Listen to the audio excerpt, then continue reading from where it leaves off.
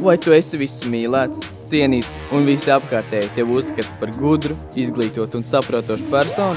Maini to! Mēs tev iemācīsim, kā kļūt par profesionālu kretīnu tikai 5 soļos, sākot no ģērbšanās stila līdz uzvešanās manierēm dažādās dzīves situācijās.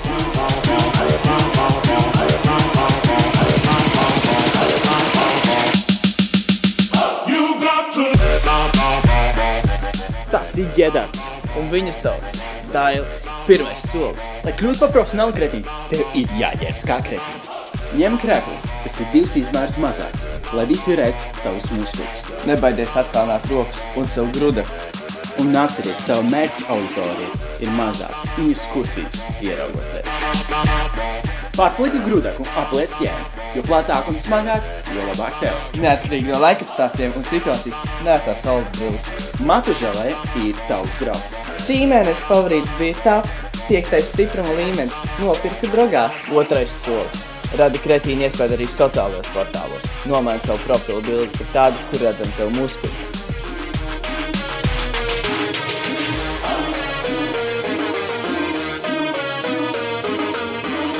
Lai iegūtu vairāk patīk, vienmēr pats arī uzspied laiku uz savām bildēm.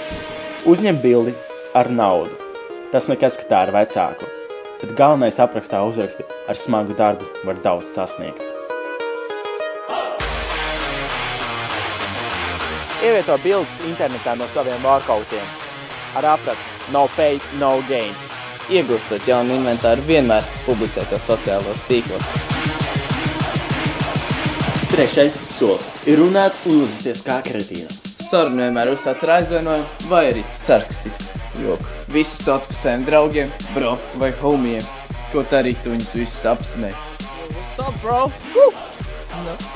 Speģbeton, neesi domājis apmeklēt sporta zāli?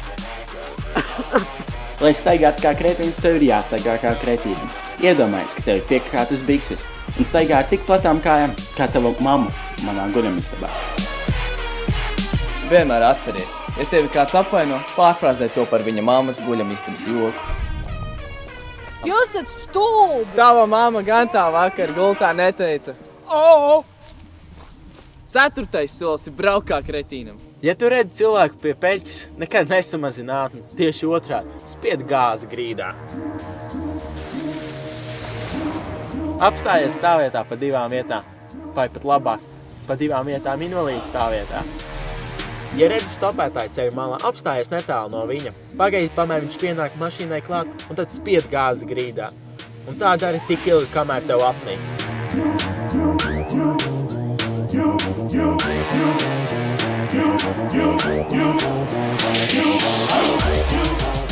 Piektais solis. Ir sportot kā kretīna. Vienmēr izvēlies vājākus pretinieks.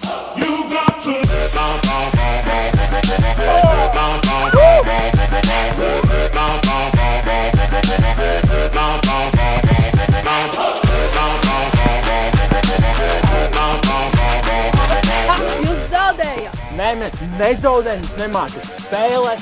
Šī bumba ir stulba, tāpat kā tavs seja. Ja tu sekos visiem šiem padomiem, Tad jau pēc nedēļas kļūs par īstu kretīnu, ar kur neviens negrib kontaktēties. Tā kā mēs.